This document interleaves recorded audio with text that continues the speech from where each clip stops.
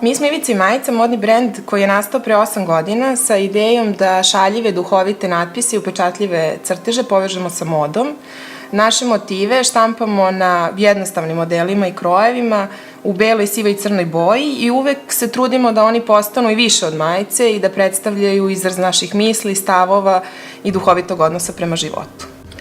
U procesu stvaranja brenda postoji mnogo izazova, ali je najveći da se održi visok kvalitet. Nama je to uvek bilo najvažnije, zato smo i poželeli da ceo proces prenesemo u naše ruke, od osmišljavanja ideja, odabira materijala do finalnog procesa štampe na majicama, koju smo prethodno radili kod naših saradnika.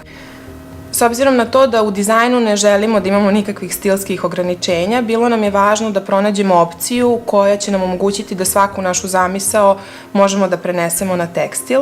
I digitalna štampa je za nas bila najbolje rešenje, prvenstveno zbog visokog kvaliteta, ali onda i fleksibilnosti koju daje. Samim tim, inspiracija u kreativnom procesu ostaje neograničena i sve što zamislimo može da se realizuje sa punim bojama, jasnim crtežima i na modelima koji više nisu samo majice.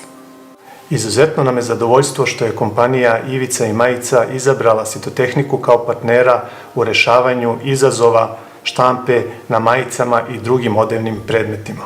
Nakon upoznavanja sa specifičnostima proizvodnje, predložili smo rešenje Epson SureColor F2100 za direktnu štampu na majicama.